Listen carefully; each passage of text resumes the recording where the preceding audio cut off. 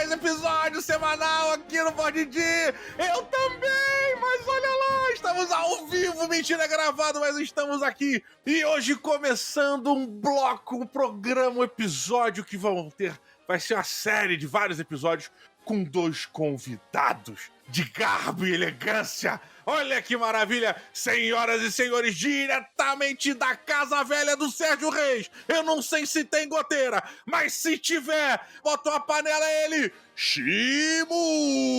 Fala aí, galera. Shimu, beleza? Vamos falar de RPG? Olha o menino da porteira. É o menino da porteira. E ele, um dos escritores mais relevantes, o cara que criou um gênero fantástico e chamou de fantasia. Ele que foi a inspiração para Gary Gygax criar D&D, Eduardo Spor. Essa aí foi longe. Beleza, galera. Eduardo Spor falando aqui. Vamos, como o Shimu falou aí, vamos falar de RPG. E como RPG inventar histórias, o Didi já inventou algumas aí na abertura. Mas olha, galera, primeiramente, sejam muito bem-vindos aqui ao Board Dia. Esse é o primeiro episódio onde nós vamos falar sobre RPG. E esse episódio se chama Mestra pra mim, Mestra. Trouxe aqui 2 mestres experientíssimos. Eduardo Spor e Carlos Shimu são pessoas que posso chamar mestres profissionais, cara. Mestrar RPG faz parte do trabalho desses caras. O Dudu como Spor, que eu já... O Dudu como Spor, caralho. O Dudu como escritor, eu sei que ele usa muito do que ele tem nas partidas de RPG que ele mestre, que ele já jogou, como fonte de inspiração e até teste pros livros que ele escreve. E o Shimu, que parece a MPM, maluco. Os caras tá 24/7 funcionando aí, cara, mestrando RPG na internet. Toda noite que tu entra aí, o cara tá lá online mestrando alguma parada. É incrível, cara. You have my sword. And you have my bow. And my axe. Vamos explicar o que é RPG? Vamos lá. História do RPG 101, né? E nada mais é que um jogo de interpretação de papéis, né? Ele nasceu muito com que eles chamavam de wargames, né? Aqueles jogos de pecinha e tal. E os caras nasceram daquele jeito mesmo. Eu gostei tanto dessa pecinha, tive sorte no dado a noite inteira. Então eu vou te chamar de Craig. Igual o nome do bot aqui. Então esse agora é o Craig, porque o Craig me dá sorte. E ele começou a dar ficha para as paradas, e aqui começou a disseminar, até que um gigante, como o Gygax e sua gangue, falaram, porra, não precisa de pecinha, cara. A gente tem imaginação. Vamos botar isso no papel, dar as estatísticas. Alguém cria um mundo onde vão estar essas paradas e a gente vai desenrolando uma história. Então o RPG não é aquela paradinha para corrigir a tua coluna, é também. Mas nesse caso, é para você jogar com um personagem. Parece um teatro. Porém, ele não tem... assim, uma obrigatoriedade de ter um fim, tá? Você tem o seu personagem, você interpreta o seu personagem, faz a ficha, tem as estatísticas para isso, tem as regras do jogo, cada sistema tem as suas regras, e ali tem uma ambientação que pode ser do próprio jogo ou criada pelo mestre do jogo, em que você está inserido nesse mundo dele, representando um papel. Fazendo um pequeno link aí com a literatura, quem quiser conhecer mais dessa história, quem estiver realmente interessado em saber sobre a história do RPG mesmo, como é que ele foi criado, eu recomendo 2 livros. Um é o Dados e Homens, lançado pela editora Record, que é um jornalista da Forbes, que ele era antigo jogador de RPG, passou um tempão sem jogar, voltou a jogar e escreveu um livro, foi o cara investigativo, o cara foi até Lake Geneva, que era o lugar onde nasceu a TSR, o cara explorou as ruínas ali de onde era a TSR, literalmente lá, fez todos A Gen Con era ali, né? As primeiras Gen Cons rolavam em Lake Geneva, né, cara? Hoje em dia lá tem a Gary Con, se eu não me engano, que é o nome, né? Que é uma convenção que é feita só em homenagem ao Gary Gygax. Então ele faz essa tomada geral. E também tem outro livro chamado Impérios da Imaginação. Puta, muito bom. Da editora Leia. Que essa é a biografia do Gary Gygax, que obviamente está muito ligada com a história do RPG, especialmente do Dungeons and Dragons. Então, quem curtir mesmo, assim, né, e quiser saber mais profundamente, eu recomendaria esses 2 livros. Pois esse segundo livro, né, Império da Imaginação, que é a biografia do Gygax, cara, eu li, e é muito bacana, e eu acho bacana, inclusive, porque o autor, ele pede uma licença na hora de escrever, e ele romanceia certos momentos da história do Gary Gygax. Então, por exemplo, Isso, é. ele narra o Gary Gygax caminhando na rua e pensando. Cara, numa biografia que não foi escrita pela pessoa, como é que tu sabe o que o cara tava pensando? Sacolé? Tipo, não tem é como. um descritivo, parece um mini filmezinho, assim. Então eu acho muito bacana ele ter feito isso com um cara que criava histórias de RPG. Basicamente, ele vira pro Gary e fala: Gary, olha só, você inventou várias histórias, você criou vários personagens, você deu vida a várias situações e agora eu estou dando vida a vários momentos da sua história que eu não estava presente, mas a galera pode imaginar, e a minha maneira de ver isso foi dessa forma. Inclusive, ele não poupa ninguém, até ele fala, inclusive, da época em que o Gary Gygax ele foi morar em Los Angeles. Ele estava muito ligado às produtoras de Hollywood. Foi a época, inclusive, que saiu o Caverna do Dragão, né? Então ele fez essa ligação.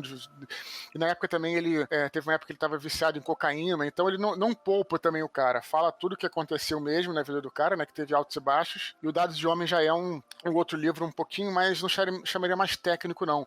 Mas como o outro cara é jornalista, então ele até fala da experiência dele. Porque ao mesmo tempo que ele vai contando a história, ele vai se conectando com essa experiência que ele voltou a jogar, né? Pô, porque ele já legal. deve estar uns 45 anos, ele voltou a jogar agora, né? Quando ele escreveu o livro, né? Vamos colocar assim. Cidades e Homens, o Dudu, quando acabou de ler, ele perguntou: pô, você já leu esse livro, Shimon? Não sei o quê.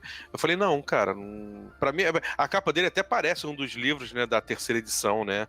Assim, né? O Império da Imaginação também tem a brincadeirinha, assim, com o livro da 3.5, alguma coisa assim. E eu li por recomendação do Eduardo, e é um livro, assim, que eu acho bem legal, principalmente, não somente, mas principalmente para pessoas que já deixaram de jogar por algum motivo, por questões de vida pessoal, né, da vida adulta, questões de vida adulta, tá querendo jogar, tá querendo retornar, mas fala assim: caraca, eu jogava D&D.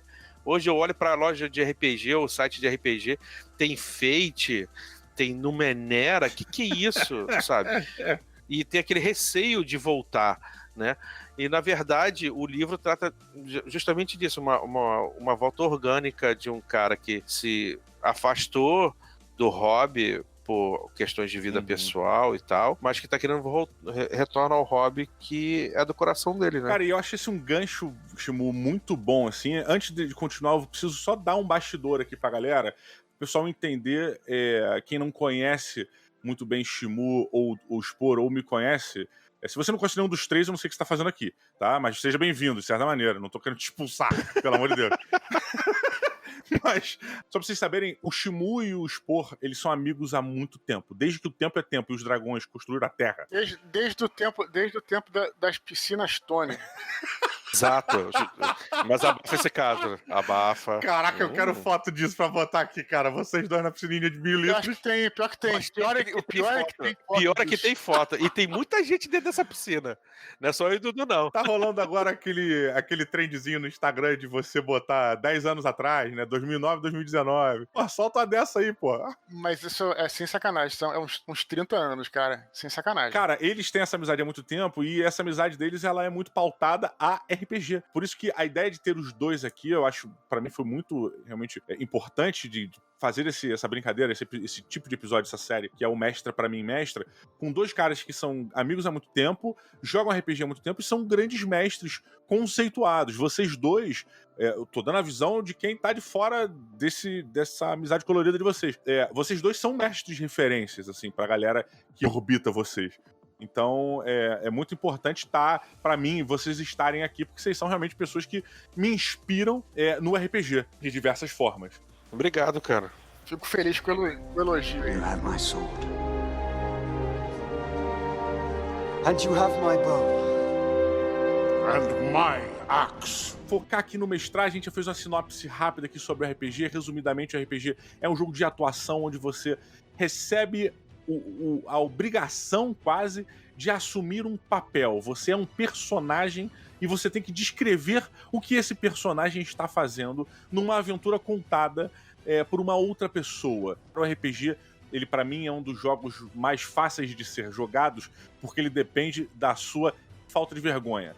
Né? Se você for um cara que não tiver vergonha, meu irmão, tu joga na fila do banco, joga em qualquer lugar. E dados, meu amigo, que são a base, entre aspas, do RPG, eles são facilmente trocados por para o ímpar, dedanhas e qualquer coisa do gênero. E sabe, sem contar hoje em dia que nós temos aplicativos de celular que substituem dados que resolvem esses problemas. Então, o RPG ele é bem realmente amplo ao ponto de você poder explorar e jogá-lo em qualquer ambiente físico. Você só precisa de uma pessoa falando pra você, né? E hoje em dia, com a cultura pop e as mídias variadas, você tem o RPG inserido em diversas outras mídias. Videogame, literatura, obviamente, porque ele deriva, de certa forma, daí também, mas até os filmes hoje em dia, a Netflix, você tem uma certa RPGização, não sei se tá certo isso, em certos filmes onde você escolhe o caminho que o personagem X ou o personagem Y está indo. Não é um RPG lato sensu, mas ele tem essa pegada, você vê que tá inserido aí, de certa maneira, essa escolha, você dizer para onde aquele seu personagem vai seguir na história, né? Tem um recente aí, o do Black Mirror, que saiu. Quem é mais moleque, quem é mais infantil aí, tem o Gato de Botas também e tal. Então, o RPG está inserido em vários momentos da nossa cultura hoje em dia, de uma forma que a gente nem mais percebe. A própria gamificação do trabalho, né? Você entrar num site, você receber recompensas por certos tempo de uso, ou por você ter adquirido um produto, você ganha 30 moedas no site do Xeblel. Tudo isso é uma forma de você, de certa maneira, gamificar. E quando você gamifica, ele tá falando um pouco de RPGizar. Eu não sei se a palavra existe, cara. Mas é meio isso. Ele já tá tão inserido... Agora existe. Foi muito bom o Dudu puxar o sobre dados de homens, cara, e você falar essa questão, Shimu, de como o cara resolveu voltar e todo esse resgate que ele fez, porque eu vejo que muita gente usa aquela frase: eu jogava RPG quando eu era moleque, eu lia quadrinho quando eu era moleque, eu jogava jogo de tabuleiro quando eu era moleque. Verdade. Né? E isso parece que se torna uma parede, né? Um muro pra pessoa se divertir de novo. Eu acho que existe mesmo, assim, não no nosso meio, né, Chico, porque a gente sempre jogou e nunca teve vergonha de absolutamente nada, mas existe, assim, até um certo preconceito, não é aquele preconceito maligno nem nada, mas é uma coisa, assim, que a sociedade nos impõe, com o RPG, né, como você falou, com o quadrinho também, que é muito comum. Por que eu tô falando isso? Porque é um escopo que eu conheço bastante bem, especialmente com a literatura de fantasia, né, e eu tô colocando tudo isso no mesmo balaio pra nego entender, assim, que existe uma sugestão inconsciente da nossa sociedade que nos leva a pensar que o adulto não pode sonhar, né? O que deveria ser o contrário. Perfeito. Então, às vezes, assim, existe esse preconceito sem você saber. Mas eu acho que isso também foi um grande triunfo do Game of Thrones, do jogo da Guerra dos Tronos, de deixar bem claro que a fantasia, a literatura de fantasia não é uma coisa infanto-juvenil. Pode ser também. Nada contra o infanto-juvenil. Mas ela também pode ser alguma coisa adulta. Assim como o próprio quadrinhos, como a gente disse, e agora o RPG. O RPG também tem essa carga de, quando eu era criança eu jogava. Agora eu sou adulto, não, meus hobbies são outros, sei lá, são carros, são, sei lá, o meu hobby é ficar fazendo negócio de investimento financeiro, o que também tá ótimo, cara, fazendo, não tem problema nenhum. Mas eu acho que existe o preconceito mesmo, é o mais grave, ele existe quando você não se dá conta disso. Verdade. Né? O cara não faz porque também quer diminuir o RPG, mas é porque ele sabe, já tá ultrapassado e tal, porque é isso que eu tô te falando, cara. Existe uma sugestão implícita na nossa sociedade de que ao adulto não é permitido sonhar. E o RPG traz isso de volta, traz os sonhos, né? Meu irmão, o mestre RPG é uma criatura movida pela empolgação. É aquela criatura que, enquanto tá no seu trabalho burocrático lá, ou tá na repartição pública, no fundo ele tá ali pensando na aventura que ele vai fazer à noite e tal. E, meu irmão, isso é muito maneiro e é pra qualquer idade. 80, 90, 100 anos. Isso não importa a idade. A faixa etária deste programa, eu sou o mais novo com 36. Então, assim, saiba que quem tá falando isso pra você não é um cara que acabou de fazer 30 anos e pinta o cabelo de azul no YouTube. Não, eu tenho 45, porra. Então, pô, cara... Exatamente. Nós somos essas pessoas... É só olhar pra minha barba. Minha barba é branca, velho. Então... eu acho que muito pelo que o Dudu falou, e eu acho uma parada interessante, que é o seguinte: realmente a gente tinha aí uns... Eu tava falando isso até com a minha esposa ontem, que finalmente ontem eu fui assistir Aquaman, né? Aí a gente tava falando sobre... ainda não vi, cara. Tô empolgado. Vai fundo, cara, vai fundo. Vai fundo, eu fui muito profundo. Te traz ondas de nostalgia. Então, a gente tá falando sobre geração geek, e o Brasil nunca teve uma cultura de você ler gibi assim, um pouco mais infanto-juvenil ou adulto. Aqui era a Turma da Mônica. E tinha super-heróis também. Mas como a Turma da Mônica fazia muito sucesso e tal, essas revistas mais infantis, você lê a revista de super-herói e você podia ler até uma certa idade. Depois disso, era considerado, pô, cara, mas você já é um rapazinho, você tá lendo ainda Super-Homem. Sempre Sabe? ficou essa... Então, gerava esse preconceito que o Dudu falou. Aí vieram a era dos videogames pesados mesmo, da era PlayStation e tal. E você sabe que japonês nunca ligou pra essas paradas, velho. Lá é outra cultura. E os jogos de RPG principais vieram de lá. Houve um desdobramento do que era o RPG, que passou de ser não só aquele do papel, mas aquele que é visto no videogame. Você tem um personagem no videogame e ele evolui. Não era aquele personagem estático do começo ao fim que ganhava um poder ou outro por achar uma arma. Não, ele desenvolve. Nosso mundo, cara, infelizmente ele é movido a grana. Então, o nerdzinho de 14 anos, antes de 10 anos, hoje é um adulto de 35 a 40, 50 anos. E eles têm poder de compra, cara. Então dá dinheiro, cara. O nego começou a comprar as coisas. A comprar coisas antigas referente a esse material RPG. E isso reacendeu o mercado. Que explodiu em filmes e RPG e blusa. Então hoje em dia ser geek é legal, é cult. Mas não era, galera. Você jogar RPG, a gente não tinha jogado... Era interessante esse negócio que o Didi falou do local. Era muito isso. A minha primeira grande campanha de AD&D, eu joguei na portaria de um prédio. Em cima de um tapete, aquele capachão mesmo. Eu cheguei a dormir nesse tapete. Fiquei com a marca na bochecha, cara, porque a gente virava à noite. Caralho. Sabe, não era tão violento naquela época aqui no Rio de Janeiro. A gente virava à noite na portaria do cara, desse nosso amigo, que era, assim, a portaria estava inutilizada, o pessoal entrava pelos fundos. Então, ali era o nosso local de RPG. A gente já jogou em praça, naquelas mesinhas de dama, que parece, né, jogo de dama, a gente já jogou ali, porque não tinha local pra jogar. Cara, eu acho que é importante a gente trazer um filme que foi muito emblemático, eu acho que pro RPG, né, pra começar, talvez um movimento mais global, que foi o ET. O ET, o extraterrestre, né? A primeira cena do filme ET mostra os moleques nos anos 80 ali jogando uma partida de D&D, cara. A caixinha vermelha, né? Se não me engano, a primeira, né? Ou a primeira ou a segunda edição que foi lançada do Dungeons & Dragons. Primeira, Basic 7. O Basic 7, né? Basic 7, então, é a primeira. Cara, quando você bota o RPG num filme de Hollywood, um filme que foi um blockbuster, um filme que explodiu, e você diz, naquele contexto, que este aqui é um entretenimento da população média, né?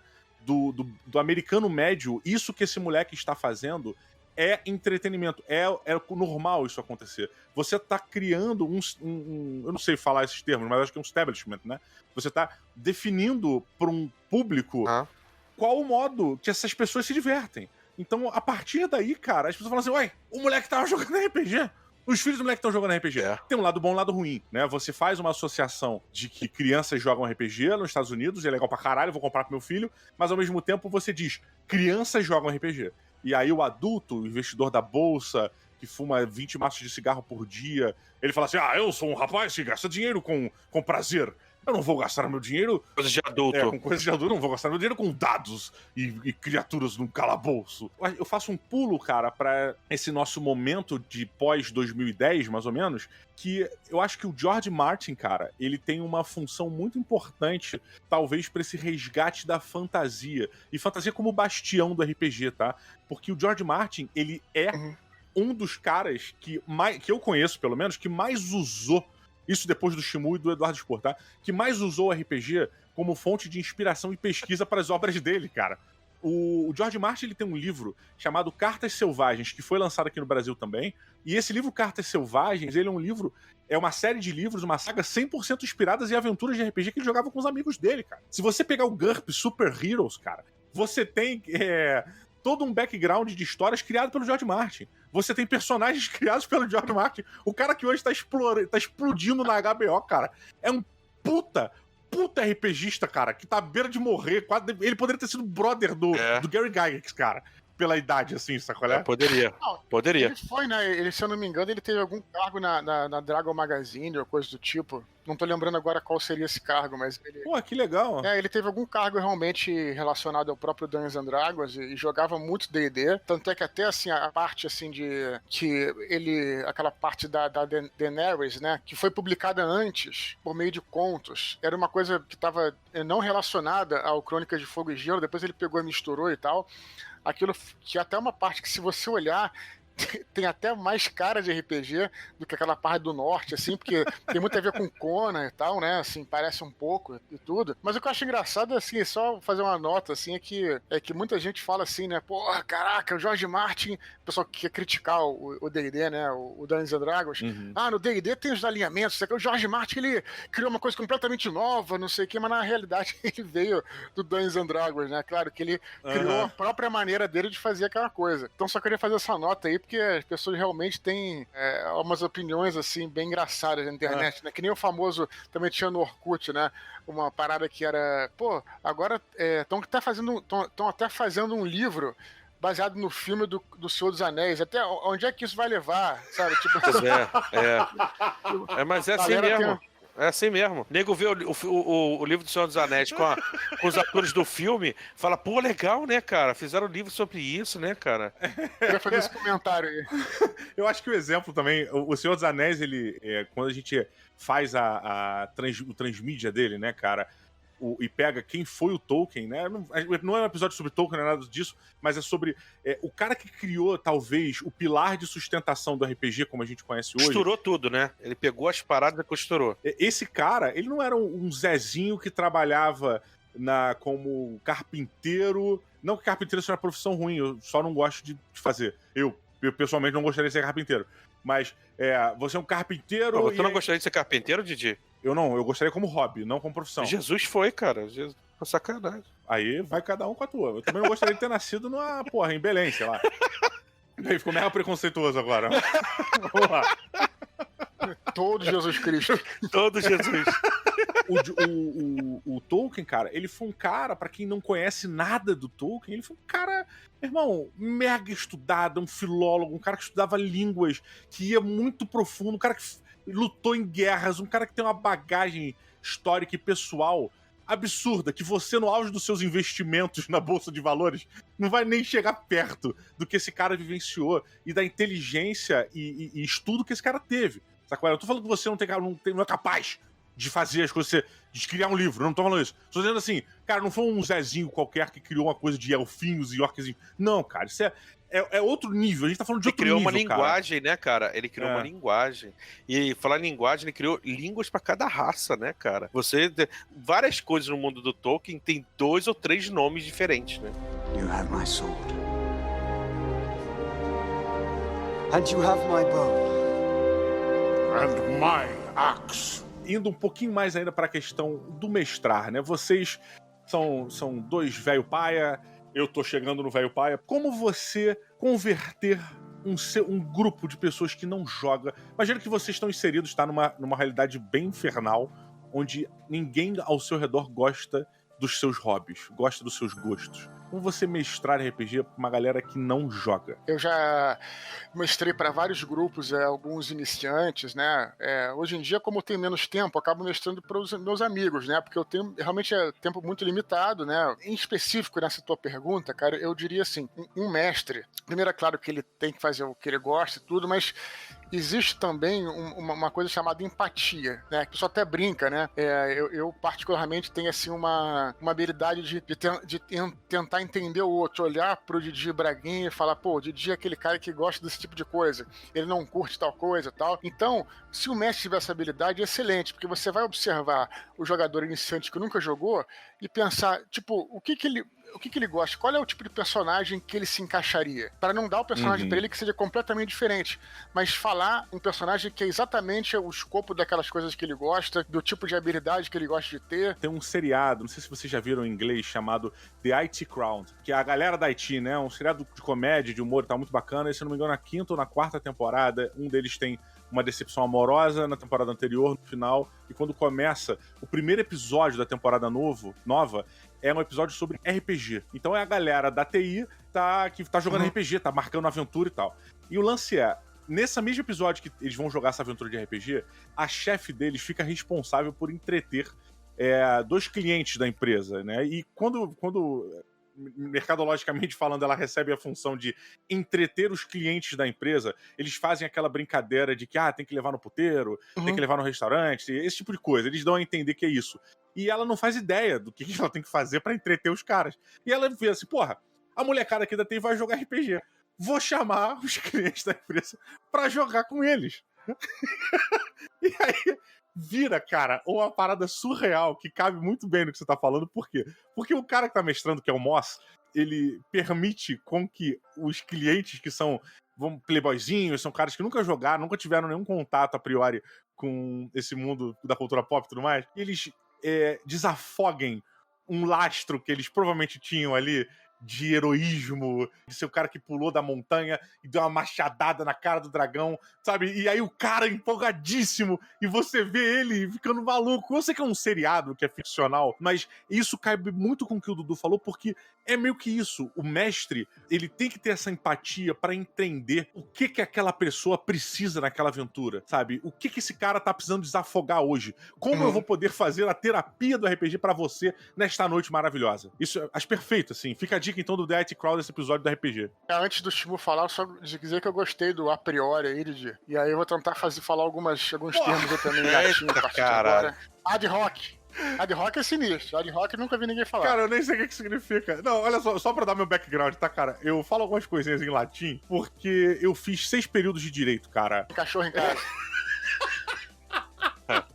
Eu prefiro furões. Mas eu fiz 6 períodos de direito, cara. Então a gente tinha um lato senso, estrito senso, essas porras todas. E, cara, eu estudei na época um pouco. Aí ficou. Eu falava isso normalmente e trabalhei em escritório de advocacia. Então tem um pouquinho desse passado aí que eu não gosto. Eu acho que, por mais que a pessoa tenha resistência, porque se a pessoa não gosta, já joguei e não gosto, beleza. Não tem o que fazer muito. A não ser, sabe, um dia que ela tenha mais vontade de experimentar de novo. Agora, a pessoa que é reticente, a pessoa que é resistente a jogar, aí você tem material para trabalhar. O RPG, ela tem uma palavrinha para mim que ela é muito importante, que se chama imersão. E isso tem muito a ver também com o que o Dudu falou sobre a empatia, tá ligado? Você tem que captar as coisas que aquele teu grupo que você quer formar gosta, mas que é importante que você, mestre, goste. Não faça uma coisa que o grupo vá gostar.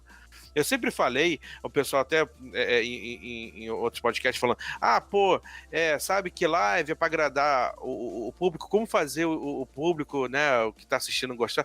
Eu sempre falei, galera, isso é uma coisa que é de dentro pra fora, pra mim. Legal. Então é tipo umas camadas de uma cebola, ou então uma pedrinha no espelho de um lago. Você tem que estar empolgado, mestre, com aquilo que você vai fazer.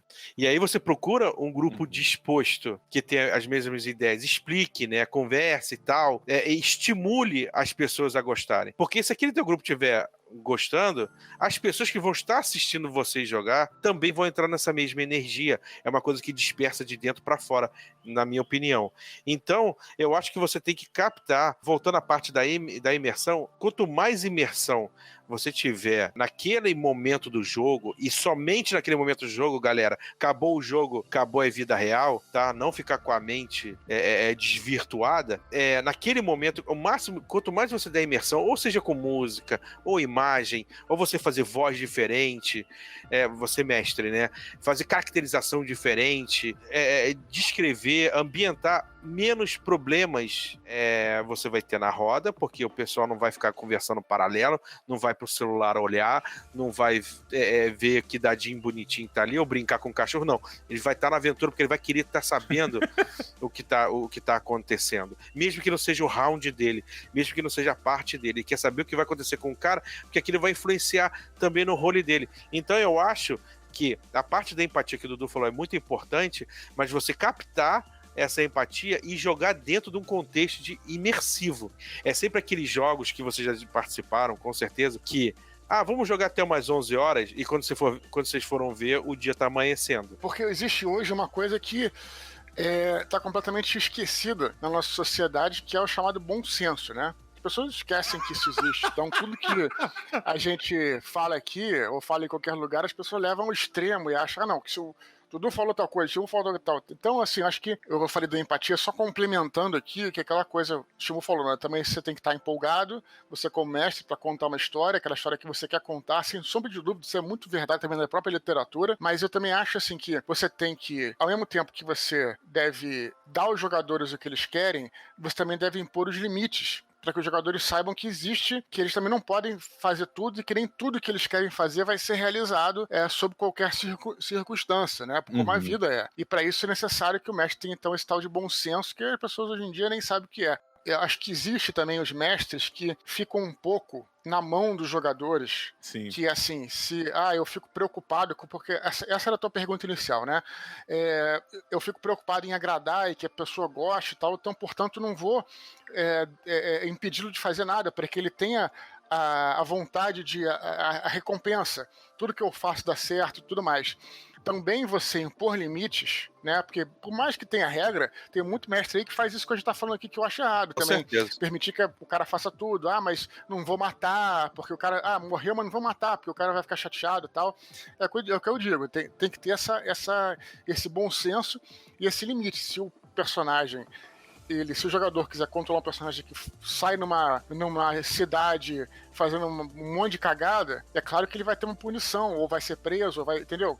Esse que é o importante existir, independente de regra ou não. Todos nós temos lembranças dos nossos personagens marcantes. As histórias que vocês lembram dos personagens marcantes de vocês não é aquela que você... eu terminei a briga e nem tomei uma porrada, não sei o que, fiz tudo, arrebentei com todo mundo. É sempre aquela, caraca, eu matei o dragão e eu tava com 2 hit points. E 2 do meu grupo já tinham caído. É sempre essas histórias de superação. No último momento, na conclusão da coisa, é agora, tem que ser agora, aquele 20 tem que sair agora, porque senão vai todo mundo morrer. Tem que ter dificuldades. Na vida da gente, nem tudo é fácil. Então, no mundo de fantasia também não, galera. Se você perceber, cara, mas o grupo tá tomando um caminho que eles vão se fuder. Cara, é a escolha deles, velho. É a escolha deles. E aí vai do jogo de cintura do mestre, né? Conduzir por esse caminho novo, Exato. talvez, e fazer as alterações necessárias dentro do planejamento dele. Afinal de contas, meu irmão, planejamento é planejamento. E você não ganha glória. O que você ganha no RPG? O que o personagem ganha no RPG? Pontos de experiência. Então, cara, às vezes você dá uma cabeçada e fazer uma merda. Porra, fomos com muita sede ao pote, achamos que dragão era uma lagartixa pintada de alguma cor. E se fudemos, temos que correr, o caralho, e ficar lambendo as feridas numa taverna, todo fudido, um companheiro quase morto, não sei o quê. Isso é experiência do personagem. Caralho, da próxima vez que a gente for lá, a gente vai ter que planejar melhor. Não vamos fazer aquilo, né, cara? Eu lembro de uma situação, vou falar bem rapidamente. Eu não tenho certeza se o Shimu estava nessa aventura, talvez até tivesse. Era um amigo nosso, Pet, ele mestrava Holy Master, né? E Holy Master não é com D20, é com D100. Então, no caso, quanto maior, no Holy Master, melhor. Pra quem não sabe, Holy Master é um sistema de RPG, ou seja, é um grupo de regras ali que ditam a aventura. É um desses sistemas, assim como o Dungeons and Dragons que a gente falou, como GURPS, Tagmar e por aí vai. Ele é um sistema com suas próprias regras. O Shimu comentou aí, né? Precisava daquele 20, né? Às vezes você tirou um 20 e tudo mais. E no Holy Master você joga 2d10 pra você fazer o 100, né? E aí, nessa situação, eu me lembro que eu joguei o primeiro dado, deu 0. Ou seja, 0, se fosse 0, e se eu tirasse no outro dado 1, 2, 3, 4, 5, 6, 7, 8 ou 9, ia ser 1, 2, 3, 4, 5, 6, 8, 9. Se você tirar 0, é 100. 0 é 100. E foi exatamente isso. Eu joguei o primeiro e aí eu precisava acertar. Eu joguei o primeiro e rolou 0. Falei, aí, nego, puta, acabou. Agora fudeu, né? Porque, sério, aí joguei o segundo, 0. Puta, aí foi 100, cara. Em vez de 1 a 9, foi 100. Em vez de ser um fracasso incrível, foi um sucesso monstruoso, né, cara? Mas o que foi até melhor, mais coisa do que o D20, porque o D20 você joga um dado só e sabia. Esse eu joguei um primeiro, você joga 2, joguei um primeiro, então como foi 0, a mesa inteira teve aquele suspense, né, cara? Qual vai ser o próximo dado? No fim das contas, a gente tá meio que todo mundo aqui falando um pouquinho mais ou menos as mesmas coisas nesse quesito de regras, né?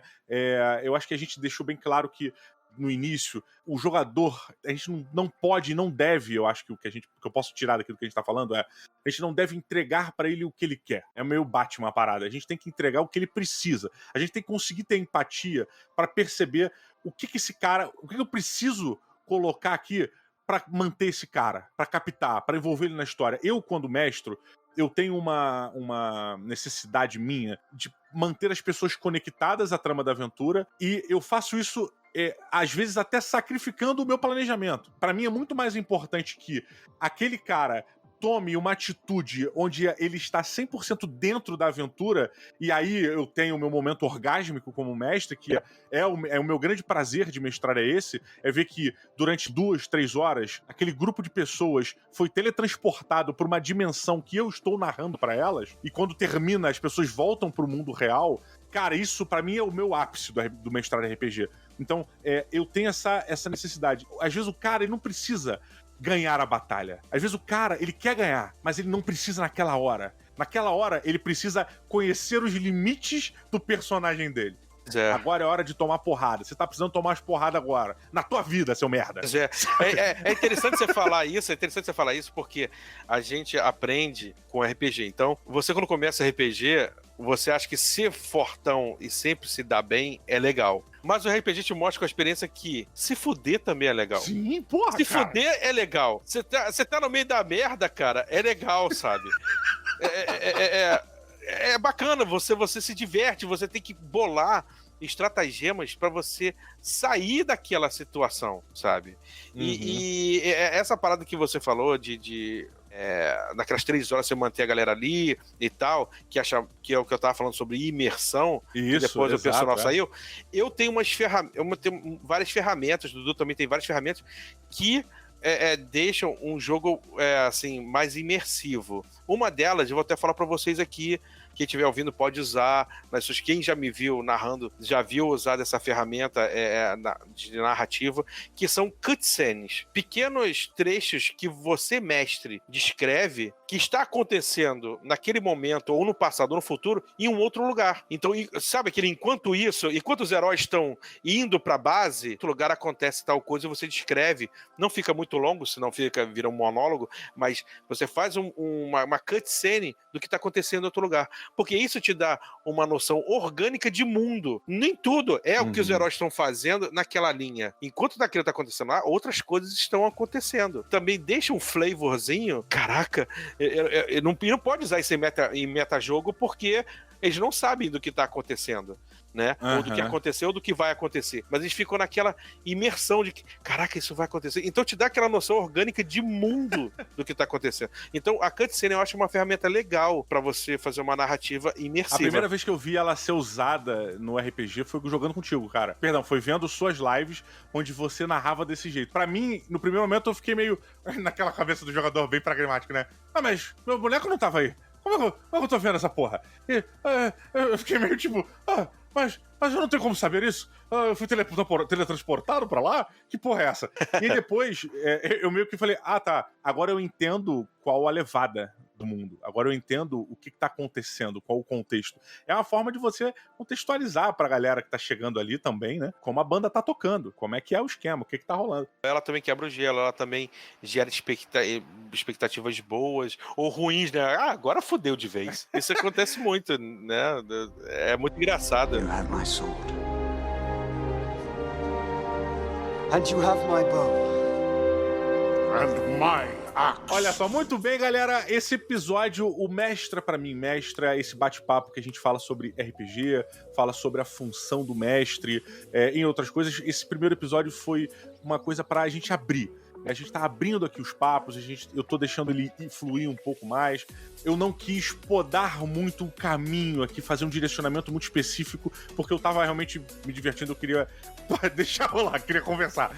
A ideia é que a gente continue a conversar, se possível com o Shimu e com o Spor, os dois puderem voltar. Peço pra galera que tá ouvindo aqui, se vocês têm alguma dúvida, alguma pergunta, alguma coisa, manda pro dibraguinha@gmail, que no próximo episódio eu trago aqui pergunta pra galera. Podem mandar aí que eles respondem se puderem, se souberem ou se quiserem também, porque eles podem não querer. Se a tua pergunta for merda, ele fala, não responde pergunta merda. Tem escritor aqui, né? O escritor tem esses detalhes aí que a gente tem que... Mas, pra gente fechar aqui, 2 minutinhos de final aqui, Dudu, o Shimu deu a dica dele aqui, essa última dica falando sobre esse conselho. Como você, né, trazer um elemento pra manter a imersão do jogo, que foi a questão do cutscene. E você, Dudu, o que você usa assim como recurso que você pode deixar rapidamente aqui pra galera que tá voltando a mestrar, que tá voltando a jogar? Eu vou na contramão aí. Você tem vários recursos, né? Como, por exemplo, como o Shimu falou, você pode colocar música também, é bem bacana. Antigamente a gente colocava muita música, mais do que... Só que eu acho que o mais importante mesmo, eu pelo menos, eu acho que justamente o mestre contar uma história. Eu sei que pode ser um pouco... Eu posso estar falando uma coisa muito lugar comum, mas eu digo isso porque às vezes as pessoas... Claro, a regra é muito importante. Não tô colocando a regra de lado, não. Mas eu acho importante você, como mestre, já que a gente tá falando de mestre, trabalhar muito na ambientação, né? Por que eu digo isso? Porque já joguei com mestres no passado, ninguém da nossa galera, não é nenhuma crítica a ninguém, absolutamente mesmo. Mestres no passado que eram muito frios nas suas descrições. Eles não faziam isso por mal nem nada, não, queriam diversão, mas, por exemplo, quando tinha um combate, o sujeito falava, você acertou, o número de 1 a 10, 5, beleza, o personagem aqui morreu, tal, sem fazer uma contar uma história. Então o RPG, ele é isso, Transar né, com esse cara deve ser incrível, hein? Ele deve ser do mercado financeiro, gente, provavelmente. Oi. Baby. Gozei.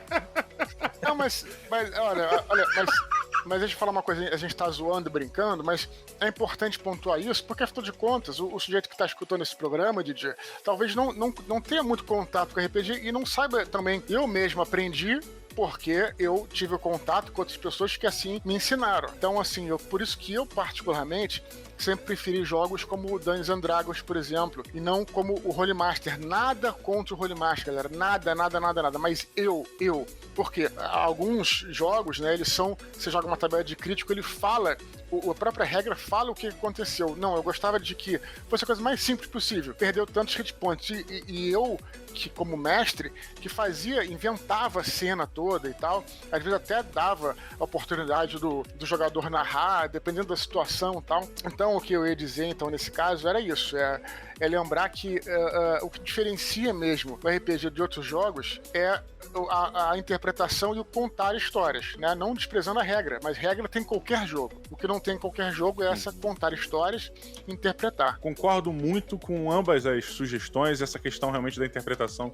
Eu acho que o que diferencia uma aventura de outra não é somente a história que está sendo contada, mas é isso que você falou, Dudu, é como essa história está sendo contada, é a descrição de tudo que acontece. Isso realmente transforma uma simples narrativa numa aventura. Isso, A gente faz a piada, né, do cara que não sabe, deve se transar com ele, deve ser uma merda. O resumo da ópera é uma brincadeira, mas eu acho que é questão de explorar.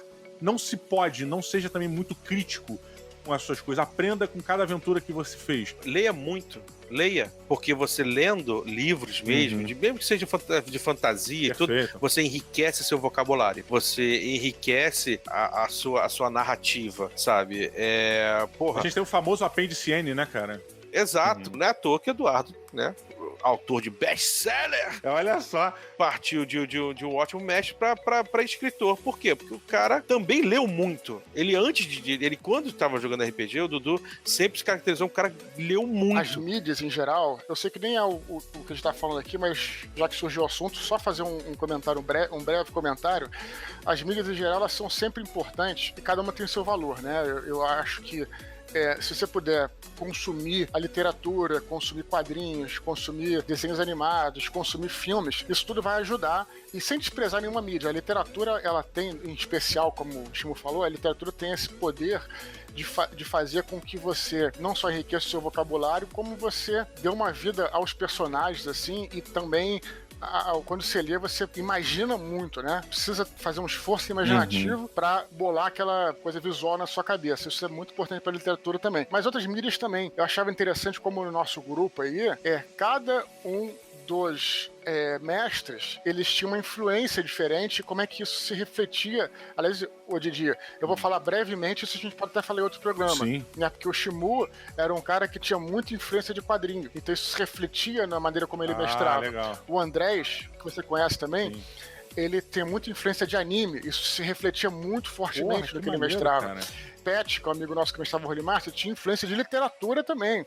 Ele lia muito Tolkien, antes da gente começar a ler Tolkien. Isso se refletia também. Então isso é uma outra discussão que a gente pode levar mais pra frente, que é bem interessante. Com certeza, cara, Verdade. com certeza. Senhoras e senhores, tudo que é bom precisa acabar. Só no RPG que campanhas não terminam, mas aí é num mundo criado por magníficos mestres que conseguem conduzir durante décadas uma aventura fantástica, onde você pode terminar se transformando no dragão ou sendo eternizado na lembrança de jogadores e heróis e vilões para sempre e ad eternum, usando aqui um romano, não, qual a porra da língua?